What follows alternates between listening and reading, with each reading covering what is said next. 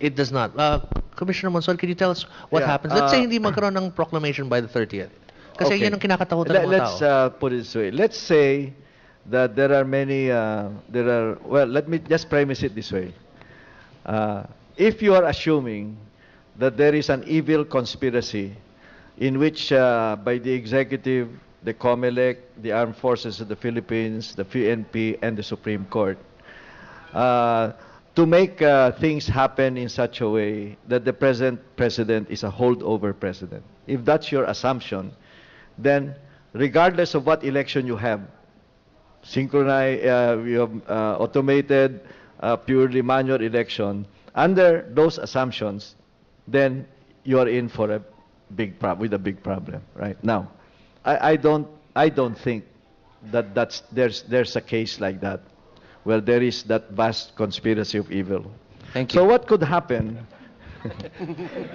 what could happen is that there are precincts that are not functioning, that there are there has to be special elections in some areas, so that it may not be possible, given the differentials in the vote, that you can proclaim a president and vice president. Let's talk about that only, right? Because I think the Dean is correct about the local. Now, then there is the Senate. Under the Constitution, in the event that there is no proclaimed president by June 30, the Senate president is acting president. So the question is, what if it's Enrile, right? Enrile's term ends June 30. And to me, the scenario is that I cannot believe that our Senate, knowing that we are headed for some sort of a crisis, will not elect a new Senate president before June 30, whose term goes beyond June 30. I cannot see that kind of a scenario. Dean Raul, do you follow that same Let legal... me say, up to June 30, there will There be is a 23 Senate. senators. Yes. Not 12, 13. There will be 23 senators up to June 30. Walk us through how that works. Let's say June 30th. There's not... Okay. Under the Constitution, Arroyo won't be president after June 30. And the Constitution provides for a chain of succession. That is the president, the vice president, the Senate president, and then the House, the Speaker of the House. And exactly as described by Chairman Monsod, we won't have a president, we won't have a vice president, we won't have a Senate president, assuming Enrile stays on, and we won't have a Speaker of the House. What you have is a vacuum, and then the scenario is that Arroyo stays on. There is no clause. The general rule is that unless it is possible, she is empowered to have a holdover stay in office. She cannot.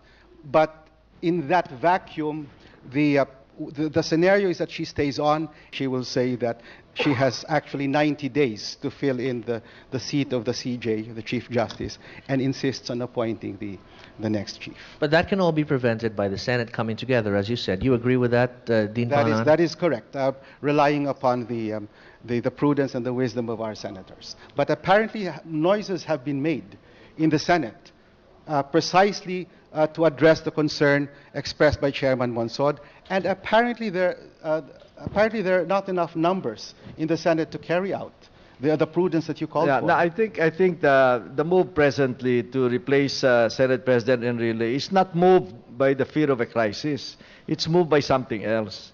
But I think that by May 10th, the election day, in a few days, you don't need to wait a long time. In a few days, you know which precincts are not operating. You know the areas where you need special elections. And you will know that at the most a week after elections. So there is so much time for our Senate to elect somebody who will go beyond June 30. At yun na po yung worst case, no? I mean, Yun ang that's, worst yeah. case, So yeah. so there is time to resolve even the possible worst And I case think scenario. Dean is correct. There is nothing in the Constitution where the president can have a holdover position. And if the military or the police intervene in order for the president to take over, that's already an extra constitutional move. And that is going to outrage the people. They are not going to risk that.